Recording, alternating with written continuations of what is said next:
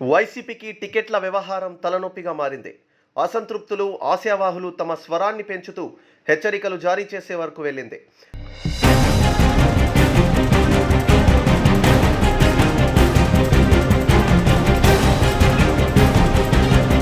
తాజాగా చిలకలూరిపేటలో వర్గపోరు తారాస్థాయికి చేరింది. ఇప్పటి వరకు ఆ నియోజకవర్గ వైసీపీ ఇన్ఛార్జ్గా ఉన్న మల్లెల రాజేష్ నాయుడు తప్పించి కావటి మనోహర్ నాయుడు పేరును అధిష్టానం ఖరారు చేసింది. తాజాగా విడుదల చేసిన 12వ జాబితాలో మనోహర్ను ఇన్ఛార్జ్గా నియమించింది. దీంతో రాజేష్ నాయుడు వర్గం తీవ్రంగా మండిపడుతోంది.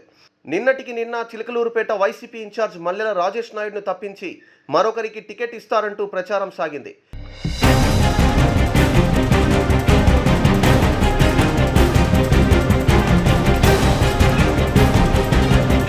ఈ నేపథ్యంలో రాజేష్ నాయుడు కార్యకర్తల సమావేశం ఏర్పాటు చేశారు.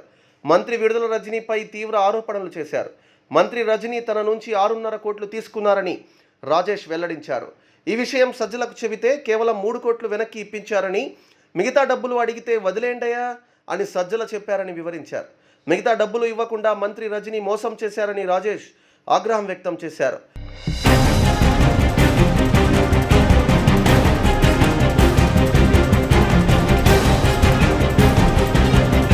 రజనీకి సత్తా ఉంటే చిలకలూరుపేటలో పోటీ చేయాలని సవాల్ విసిరారు. చిలకలూరుపేటలో మర్రి రాజేష్కు టికెట్ ఇస్తే 20 కోట్లు ఖర్చు చేసుకుంటారని, బయట వారికి ఇస్తే ఊరుకునేది లేదని రాజేష్ అధిష్టానానికి హెచ్చరికలు జారీ చేశారు. మరోవైపు సజ్జలను తప్పించి పార్టీని బతికించండి అంటూ సమావేశంలో కార్యకర్తలు నినాదాలు చేశారు.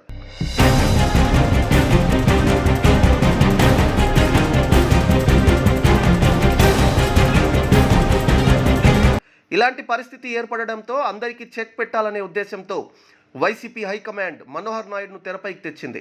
దీంతో రాజేష్ నాయుడు వర్గం తీవ్రంగా స్పందించింది. పట్టణంలో నాయకులు, కార్యకర్తలు పెద్ద ఎత్తున బైక్ ర్యాలీ నిర్వహించారు. రాజేష్ నాయుడు కూడా ఈ కార్యక్రమంలో పాల్గొని కార్యకర్తలతో కలిసి పార్టీ కార్యాలయానికి బయలుదేరారు. అయితే వంగవీటి రంగా విగ్రహం వద్దకు బైక్ ర్యాలీ రాగానే పోలీసులు అడ్డుకున్నారు. ఇటువైపున వెళ్లేందుకు అనుమతి లేదంటూ స్వయంగా ఏఎస్పీ, డీఎస్పీలు రంగంలోకి దిగారు. దీంతో రాజేష్ నాయుడు, ఆయన అనుచర గణం పోలీసుల వైఖరిపై తీవ్రంగా ఆగ్రహం వ్యక్తం చేశారు. పోలీసుల తీరును ఖండిస్తూ జాతీయ రహదారిపై బైఠాయించి నిరసన వ్యక్తం చేశారు.